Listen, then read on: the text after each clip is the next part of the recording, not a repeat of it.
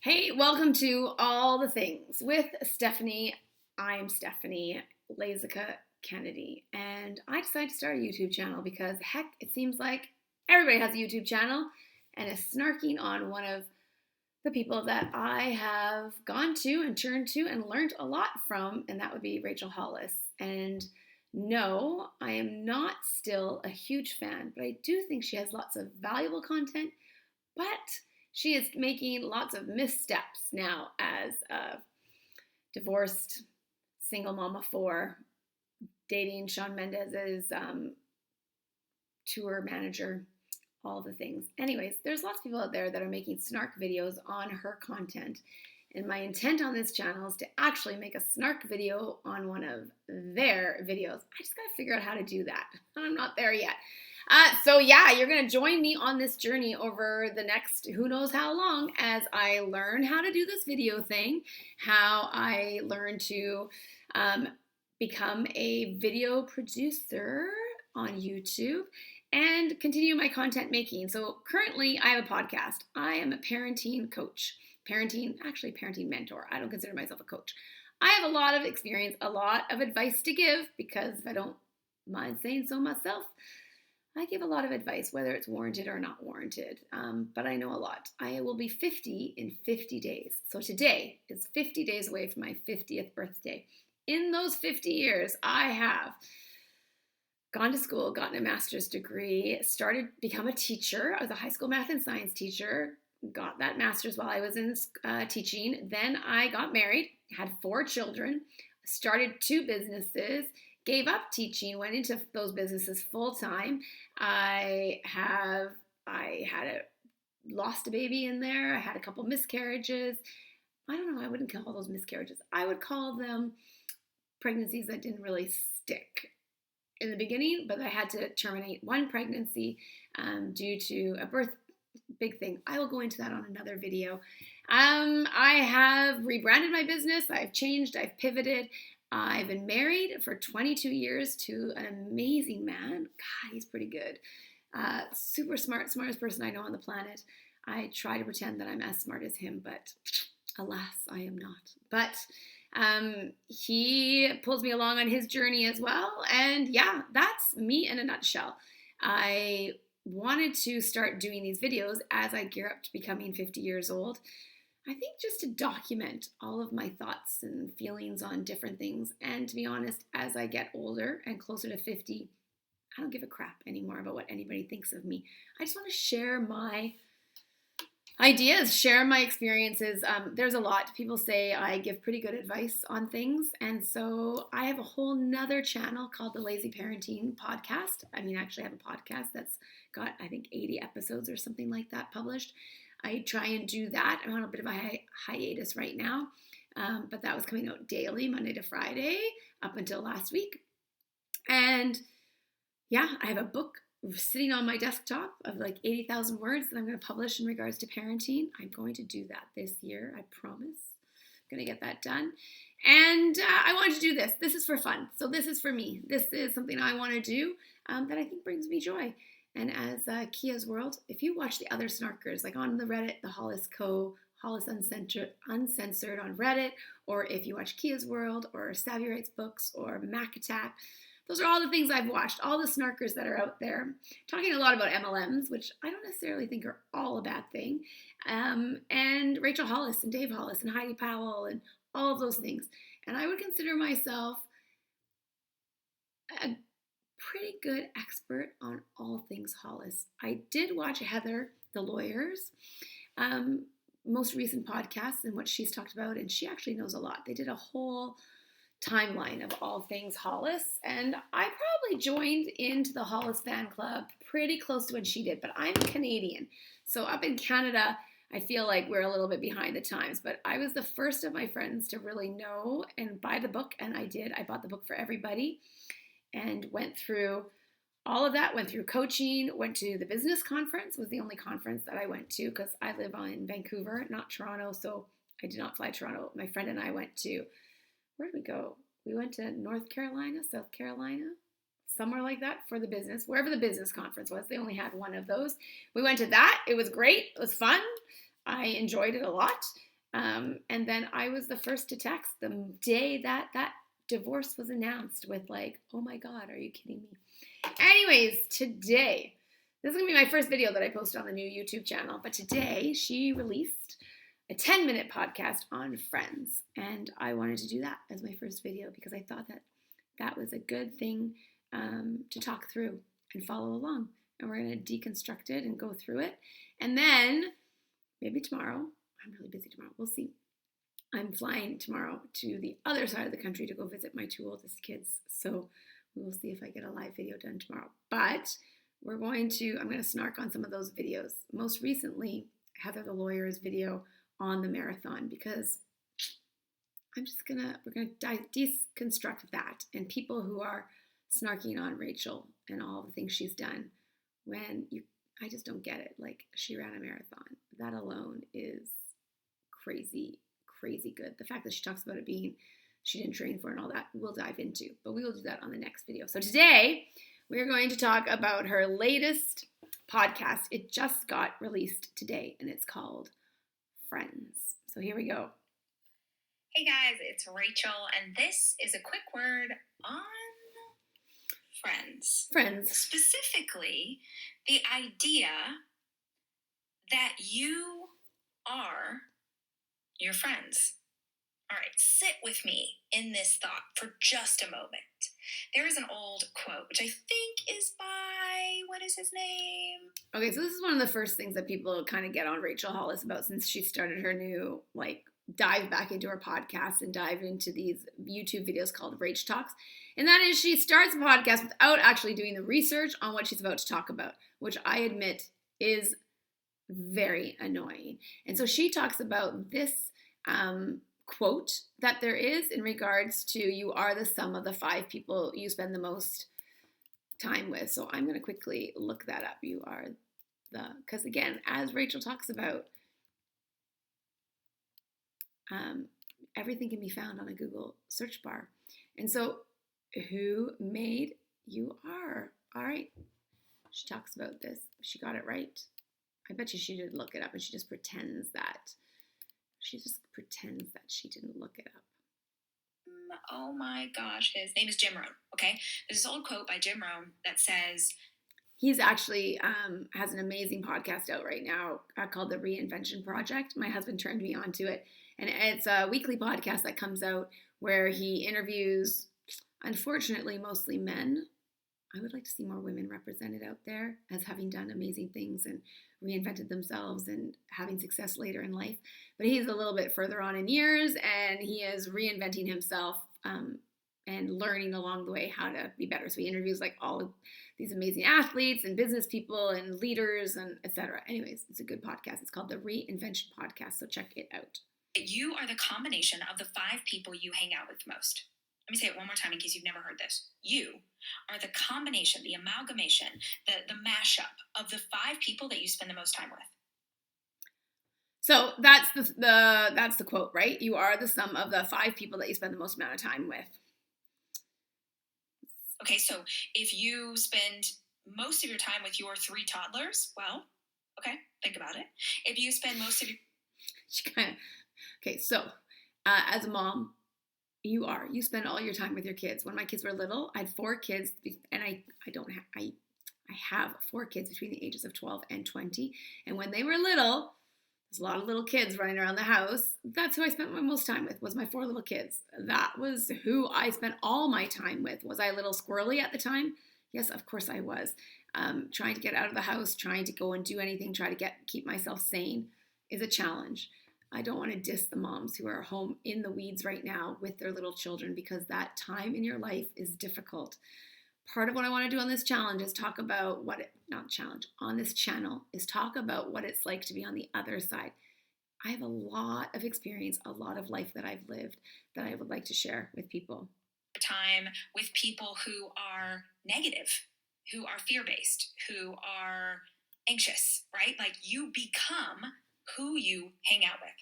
One of my favorite examples of this is years ago, my older sister moved to Los Angeles. I had lived in LA for a really long time, and she moved to Los Angeles, and she was out of school, and she was like nervous, and she sort of didn't know. And I remember when she first moved there, she was like afraid of the traffic. She was afraid to drive. She didn't want to go. Like, it was just all very overwhelming for her. And it ended up that she got a job at a spa, and she was a spa manager, and she had been working there about 6 months when I was conscious of a change. And I remember saying to my husband at the time, I was like, man, Mel is really like, she's doing so well. She's so confident. She's so vibrant. Like, what is going on? Like, is she in love? Is she take? I like how Rachel always goes straight to, is she in love? We can't just be, happy women who know what's going on without having love. If you follow Rachel Hollis and you listen to her podcasts, the amount of linkage she has, even though she denies it to the man in her life, is questionable. I don't know if that's the right word. Is like something to think about, because currently she talks a lot about the new things she's doing in her life. And if you know anything about her new boyfriend, again, it seems like a lot of what she does is his likes, his pursuits, doing what he's interested in. Now, whether that's just because she found a man who is interested in the same things as she did, maybe, right? You hope so. But if you go back, she's now doing a lot of dissing on her ex-husband, and there's a lot going on back into what it was like in the early days with the marriage and how tumultuous it was throughout. And so she does a lot to please her man in regards to becoming kind of liking the things that they like, very codependent marriage. And she admits that her marriage was very codependent. So you becoming the 5 people that you spend the most time with, I think the key piece here is, it's true, right? If you're around a negative person, you start to talk negative. If I'm in a room with people who are gossiping or people who are complaining about their husbands or complaining about their children, like, it's very easy to get sucked into that. And if you are a new mom, I highly, highly, highly recommend that you try not to be around those baby groups or those mom groups. I found them very competitive. Like, everyone was comparing their child to each other, and my child has 5 words, and my child can stand up, and my child can crawl. And like, if you are an anxious person, or if you are a competitive person, you might not want to be in that environment. Find your 1 or 2 people who are supportive of you, and don't get played into that game. Don't play that game. Don't get pulled into that game. That was really, really hard for me with my first child. After my second, third, and fourth, I said, screw it. I wasn't doing that anymore, because it was really hard. I am a very competitive person, and it was hard not to get wrapped into that. Same when you are not newly married, with little children, maybe newly married, maybe not married at all, with a partner. But when you have those little kids at home and life is crazy and chaotic and you are just trying to survive, and then you go hang out with your girlfriends and everybody's complaining about their spouses, it is very, very important. My biggest piece of advice is, do not get wrapped up into that. Do not get into the complaining about your husband. I think it's really, really important in a marriage that you do not complain or speak ill of your spouse in that circumstance. You might have 1 good girlfriend or 2 good girlfriends that you feel safe talking about that with. But again, I think you need to be careful. I think that for a marriage to be really strong and to survive, you have to be each other's safe space, and there have to be secrets that the 2 of you have. I would not want him talking about my worst traits, even with any of his friends. And I would expect the same. He would expect the same from me. So just a note on that. I do not anticipate that this video is going to go smoothly. There are going to be lots of hiccups. I'm going to go all over the place. That's the way I work. Tune in or don't tune in. I don't care. All right. Taking a new supplement. Is she? And I just was like so joyful and aware of how much she had changed as a person. And it just so happened that, like, later that week, I was going to get a facial at the spa that she worked at. And when I went in to get a facial, I realized why she had made the change. Every single woman that she worked with was happy, was joyful, was confident, was smart.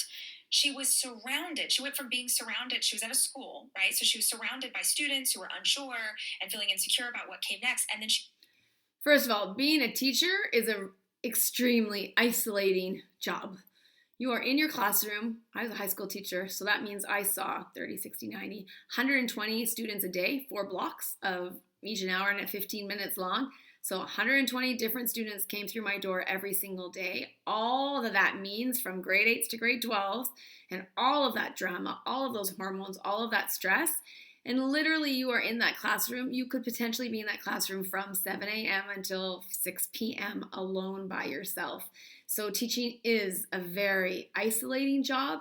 It is a very stressful job. And if you are a great teacher, you care immensely about your students, and that you take that on. You take on those emotions. You take on that want to help them and make their lives better and give them what they need. It is tough. It is, and I can't even imagine through COVID how challenging teaching has been. So yes, a teacher is going to be not always the most happy, joyful person.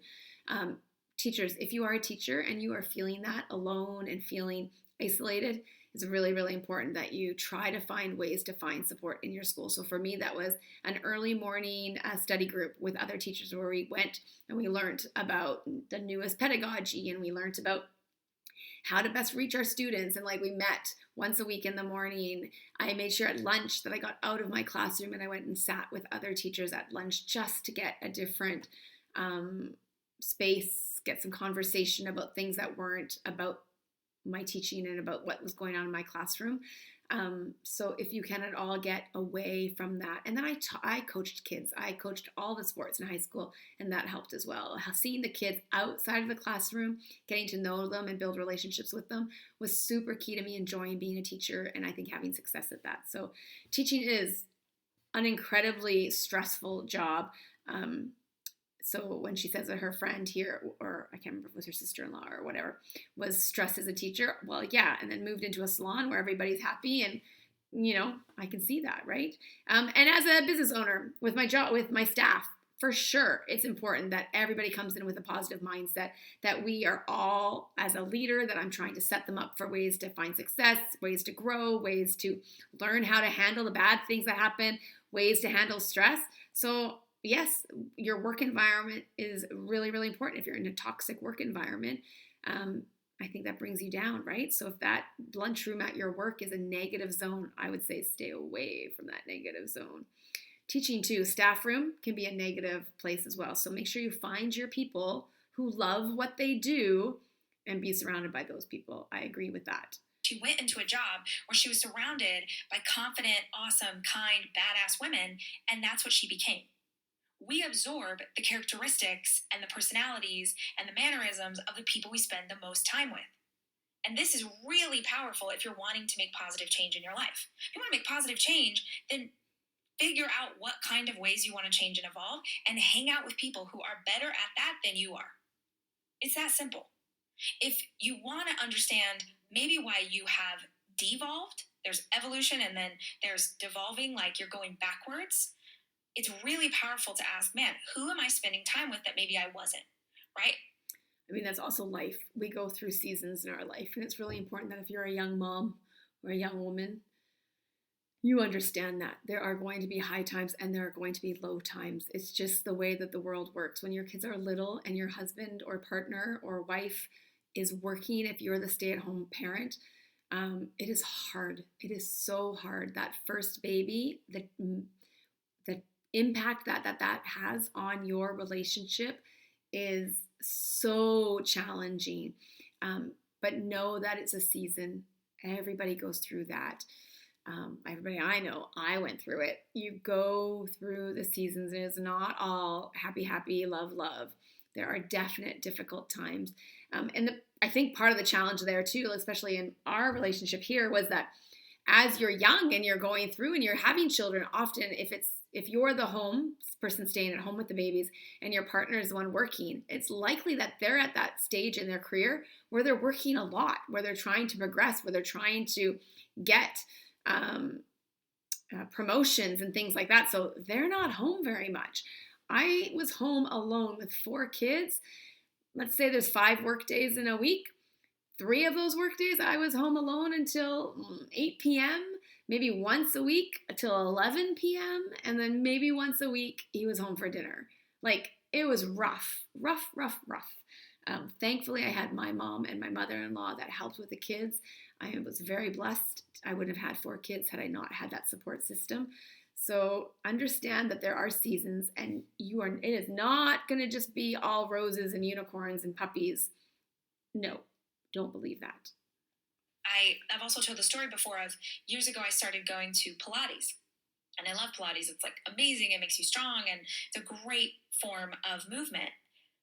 But I had been going to Pilates for like 3 months, really religiously, and I wasn't aware of it, but my self-confidence and my body image were so warped. I talked about feeling like I was fat. I talked about like I just said horrible things like that. I was obsessed with the wrong things. I was obsessed with what I ate, and I didn't notice it until my ex-husband, who I was married to at that moment, was like, "What is going on? Like, Rachel, all you talk about is your body." I think this is really interesting. If you follow along with Rachel Hollis and you followed along with the relationship and with the divorce and everything, I mean, the fact that Dave came out and said that to her, I think speaks volumes. The fact that he noticed it and said, hey, what's going on here? And made her reflect. And the fact that she listened to him and then identified, which in a moment you'll hear what she identified it as. But I think we all know that she had body dysmorphia and body image problems there for a while. It came across in her social media as well. And as fame kind of hit, I think as anybody who goes through fame probably ends up going through this. And she's still young. Not in a nice way. And I stepped back. I was like, oh my gosh, you're right. I am doing this. And this is not something I've ever done. Like in my life, I had never had that kind of behavior or that attitude about my body. And so I was like trying to figure out like what's changed, what's different. And I realized my Pilates instructor had like a beautiful Pilates body with probably like, I don't even know her body fat percentage. It was non-existent, really strong. And she constantly talked about how fat she was. She constantly talked about how ugly she was. She constantly talked about how she ate something and she needed to work it off. And I wasn't even aware of it, but I just adopted her attitude. And I think it was especially dangerous because she had what most women would say is like a beautiful body, but she constantly talked about how wrong it was. So what does that make me think subconsciously? If my body is very different, I'm so far away from where she is, like, well, then I must be really disgusting. And I had to stop going to Pilates with her, even though she was a great, like. I remember her talking about on social going to Pilates and how much she loved it. And this is sad. And so, again, who we spend our time around, it is really important. And this idea of women talking about each other's bodies is something that I think we all need to be careful about and cognizant about. I would say that my circle of friends are pretty good about it. We don't comment on each other's bodies. It's just not an issue. It's hard, and it's hard for me. I did recently. There's a friend who clearly looks like she has taken off some weight, and I know that if I take off weight, I hope, and I can't help it, this is the truth, you hope that it's noticed, right? Like part of losing weight is to be healthy and all of that, but it's also to look good in clothes and to feel good about our bodies and confident in a swimsuit, regardless of what size we are. And that's just the reality. I'm almost 50 years old, and so a goal is to feel confident in my skin. And that means being within a certain weight range and feeling strong and all of that. Now, you could probably dissect me and tear me apart on all of that, but that's the truth. Anyways, and so this woman who I'm friends with, I noticed and I questioned myself about saying anything to them. But I did, and I said, wow, you're looking really healthy and happy. I tried to say it in a way that wasn't like clearly like, you know, oh, you've lost weight, because what does that mean? Like you weren't good enough before? I don't know. That's a whole nother topic. And I don't know what the answer to that is. I mean, yes, just not commenting on each other's bodies. And I don't for most people in my life, so I think I'm very careful about who I do say something to. But when I feel good or look good, do I want people to comment on it? Yeah, probably, right? Like, I don't know, old school. I can't help it. Anyways, that's a whole other complicated topic anyways, Rachel's Pilates instructor, this Pilates instructor should be fired. That's terrible, terrible, terrible, terrible that this woman was doing that. She clearly needs some counseling herself. Pilates was great, but I just couldn't listen to that kind of negativity because I wasn't.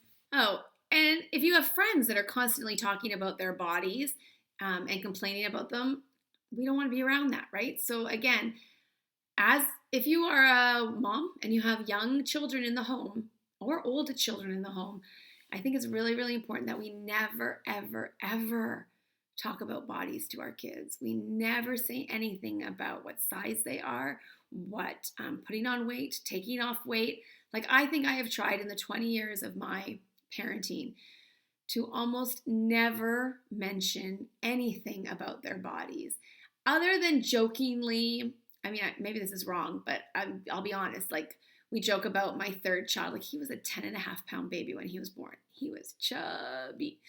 And we talk about that. And he's very lean. He's a long distance runner now. He's very fit. But we don't, we kind of joke about the fact that he was this chubby little baby. And now he clearly is very fit and can run very fast and long distances. But like my other children, I think we've tried really hard not to ever say anything about bodies, to comment on weight or anything like that. We talk about health. We talk about being fit. We talk about working out. We talk about eating well and feeling good and getting enough sleep, but never about what the actual body looks like. And I, as someone who grew up with pretty strong body dysmorphia and grew up with a mom, God bless her, who talked often about counting calories and her big weight loss and being too fat and how skinny she wanted to be. I struggled a lot with that. She smoked because she wanted to lose weight. She did not eat very much. So that was very prominent in my life as a young woman, and definitely caused me issues around food and eating. And I've worked really hard to not have those issues now, but obviously some of them still sit and linger in the back of my mind. But as a mom now, moving forward, I really, really encourage you, if you have little kids, old kids, to really keep that language out of your home.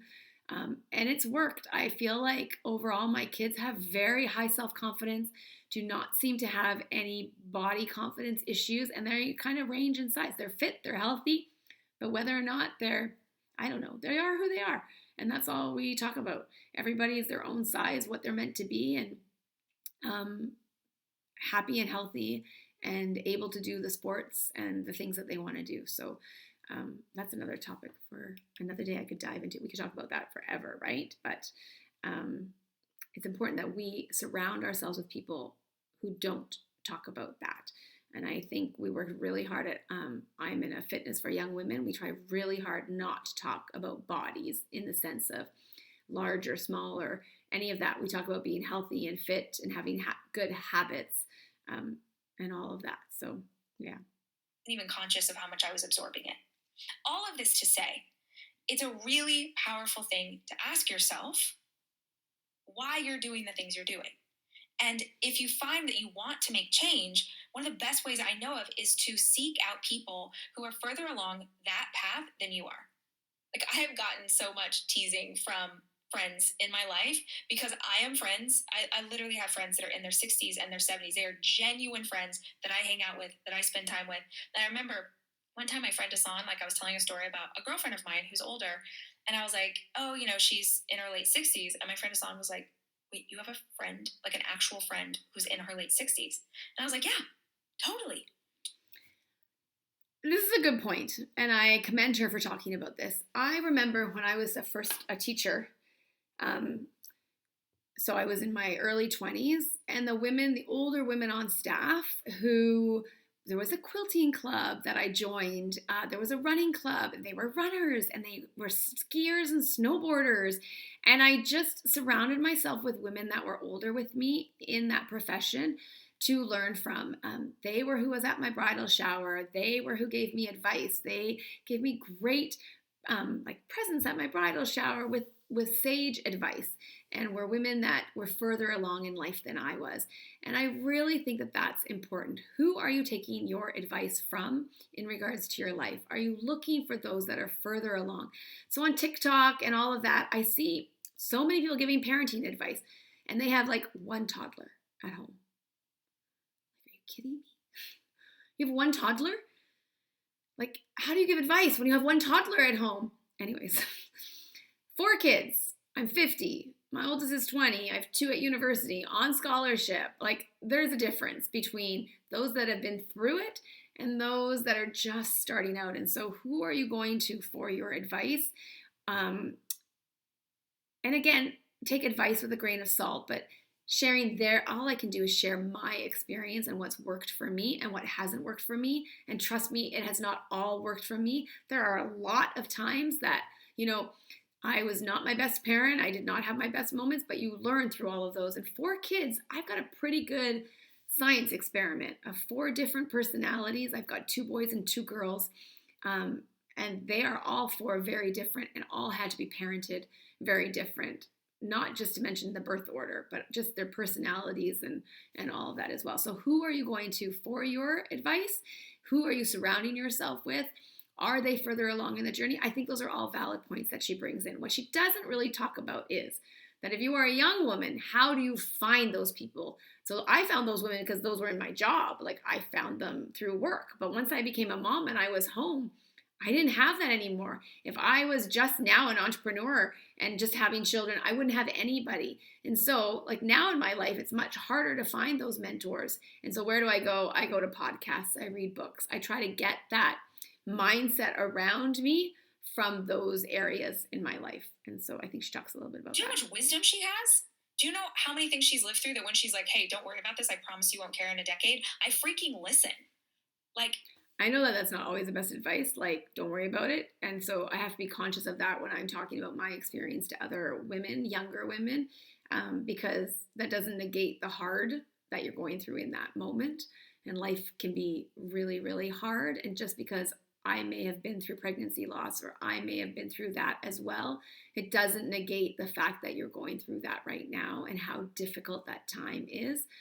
But perhaps it can be a glimmer of hope that, you can see another woman further ahead where everything has moved forward, and there is happiness and there is an appreciation for what you have gone through and what challenges life has brought to you, and the idea that there is always going to be something in the future that's going to be horrible and we're going to have to get through.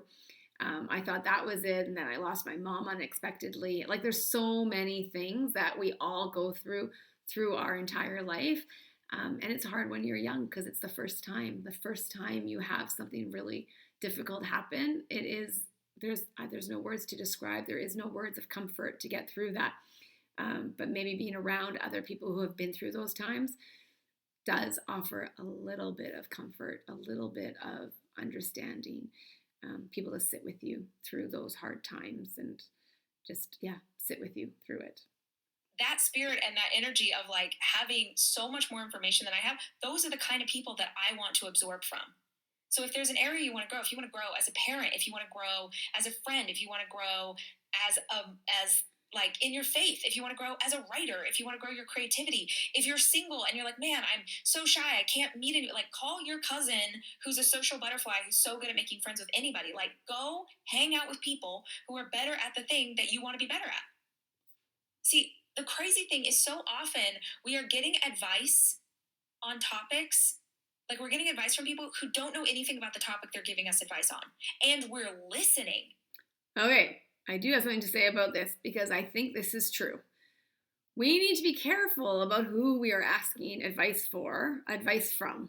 So, and I had this discussion with Zach today in the car because we were talking about somebody who's done it versus someone who has studied it versus someone who just has their own opinion. So I do think there's 3 tiers here, sort of. So there's the people who've done it. So my husband has been running every single day for 400 and I don't know how many days in a row.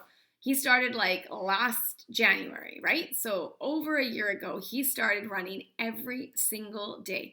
I think at least a 5K. And he got up to running half marathons on the weekend and like was running and ended up running an ultra marathon in October, I think it was, and is now still running and every single day. I don't know about you, but I don't know a single person out there who would say that that is the right way to train, to run every single day.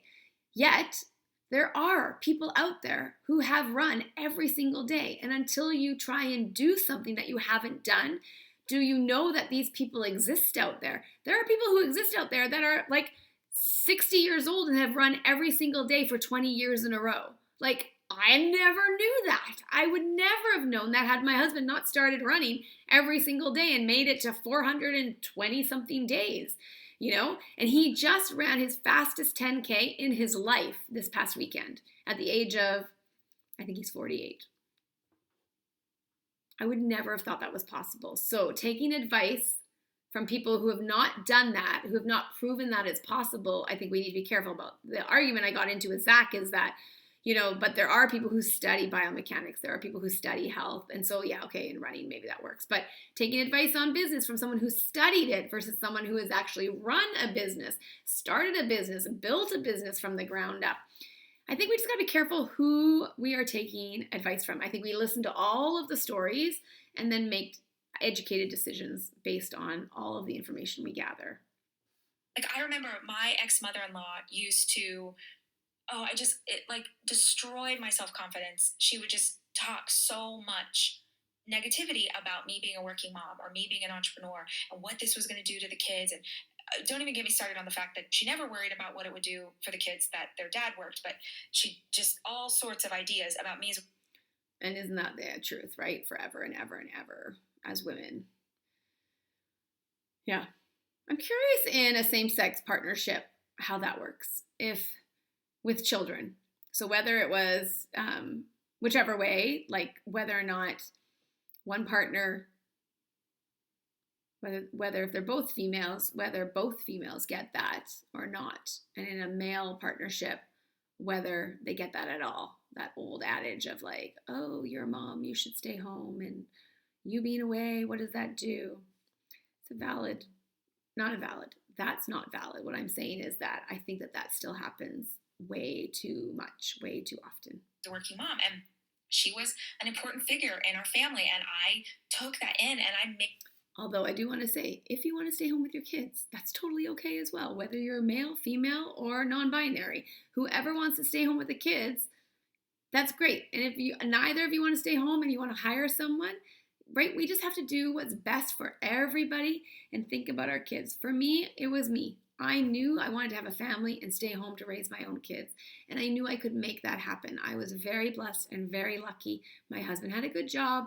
I had my mother and my mother-in-law who helped with childcare, who helped us as I did go back to work when the two little ones, I went back to work after all three, and then I did not go back to work in the traditional sense. I owned two businesses, so I've never not worked, but I didn't go back to a 9-to-5 job after my fourth. And my husband and I had agreed on that. So yeah, that whole work and mom thing, it's so hard. Made that my truth. And it took me a very long time to have the epiphany that she had literally no idea what she was talking about because she had never been an entrepreneur. She had never done the things that I was doing, but she felt like she needed to give me her opinions on why they were wrong. And I'm not even mad at that. Like, I believe that those opinions they came from a place of love, but people can come from a place of love and still totally screw you up. People can come from a place of love and still absolutely push toxicity into your life. Just because someone's doing something from a place of love doesn't mean it's not fear-based. So why on earth would you take advice from someone who's never done the thing that you want to do? She gets into trouble for this. And the snarkers, I bet you, when they do this video, and maybe I'll do another video on a snarker who snarks her on this, is going to say, oh, there's that toxicity, and they're like people who care about you and love you might have something valuable to say and that you should listen to them.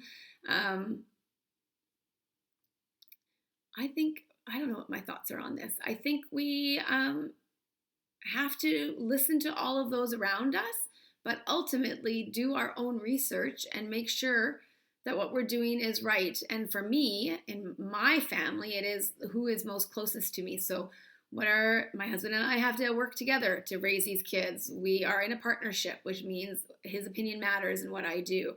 We have a house to run, we have kids to run, we have finances that have to get taken care of. And so we are equal partners in that, and we need to make sure we're on the same page. But found a partner who, trusts each other to make those choices and support each other in the choices that we make. My parents were very supportive. I lost my dad pretty young, right after I got married. Before I had my first child, I lost my dad. And then I lost my mom about 4 years ago, way too early in life, right? Like I'm only not even 50 and I don't have either of my parents on earth with me anymore. And so that's hard, but easier in some ways because I don't have their opinions weighing down on me anymore. So if you have really strong personalities in your life, I think it's important that you listen and then recognize by trusting those that are closest to you and who you know have your best interest at heart and are supportive of you and educated and know world knowing, like know lots of things about things.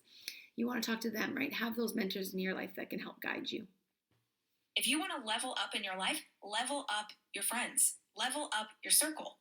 And I know, believe me, I know that many of you live in places where you're like, man, I don't live in an open-minded community, or I don't live in a place where I can find people who are into what I'm into. I get it. That's why you need to seek out communities like listen to podcasts, watch YouTube videos, find people to follow on social media, find clubs and organizations that you can join that speak your language. I'm curious. I'm going to listen to when the snarkers snark on this because I'm curious what they're going to say to this. Because yes, it's hard. I mean, I live in a big city. I live in Vancouver, Canada. So there's lots of opportunities to find lots of people with differing opinions. I'd be careful about only finding people with the same opinion as you, whether it's about politics, whether it's about business. Like we want to surround ourselves with people with differing points of view, multiple differing points of view, so that we can learn all of those differing points of view and then come to come to a direction that we want to go in. And so podcasts are great. I do believe in podcasts. I think it's a great, easy, free resource to find lots of different opinions. I would just be careful about only finding the information that you want to find to support you. I think it's important that you find opinions that differ from your own opinions to make sure you're weighing the pros and the cons of all of the things that are going on around you. I think a big problem in society now is that people surround themselves only with people with the same point of view of them. And we know from Facebook and from Instagram that the algorithms do that to us. They purposely, and on TikTok, they purposely surround you with this huge, thick bubble of people whose opinion is the same as yours. And therefore, you can have a very narrow view of what's actually going on in the world. And if you are in America, there's a big bubble around America that is telling you only one thing. And if you were to break out of that bubble, you would see that there is a whole world that believes in differences of opinion and listening respectfully and trying to understand where those opinions come from and then making your own decision after you have all of the facts from all of the differing viewpoints. That is a big problem in the world today, in my opinion. And are doing the things that you want to do and will normalize that for you. You are the combination of the 5 people you hang out with most. You need to choose your friend group wisely. Dug it? And thankfully for me, the 5 people that I spend the most time around are my husband and my 4 kids. And luckily, those 4 kids are amazing. They all keep me grounded. I'm not sure what I did to get so lucky with my kids, but they are all not little versions of me. They all have their own opinions. They all fight me, and not fight me, but like argue with me or hold me accountable to different points of view. I mean, I just said something to the kids about the war in the Ukraine on the phone. I had my 2 oldest on the phone, and they both disagreed vehemently with me about something that I said. And so that's what I value. I value people in my circle, my inner circle, that have differences in opinion than me. And so that they help stretch me and grow me. And even if it's parenting, like my whole parenting podcast, my parenting business, I want to listen and learn from different points of view on that and see what different people's experiences has been and watch to see how that plays out in their lives and then make the decision that's best for me. That's how I knew how to become a parent. I was a teacher first.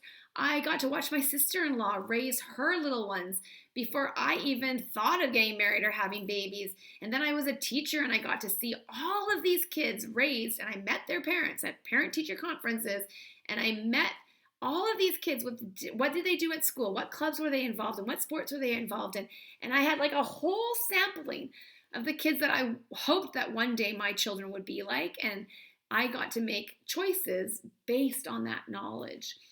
Not to mention my education and in curriculum and in pedagogy and how kids learn and all of that kind of stuff. And so all of that experience, I think, has made me able to make some really good choices and raise some pretty amazing kids with my husband.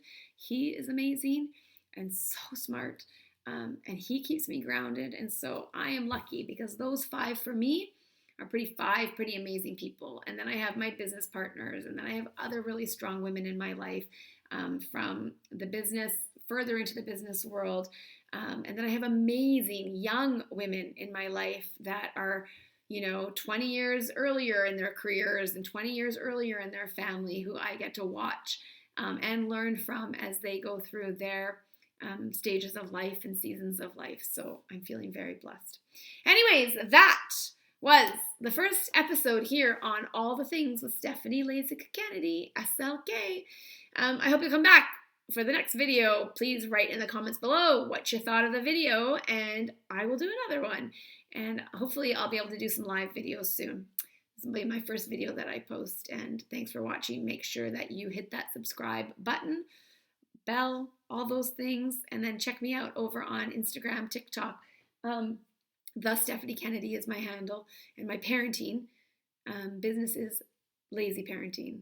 And there's a whole story behind why I called it Lazy Parenting. It's not because you are a lazy parent. The goal is to become a lazy parenting by doing all the work when they're little. Anyways, this channel is all about all the things I want to talk about as I head 50 to 50. Today's day 50. I got 50 days till my 50th birthday party.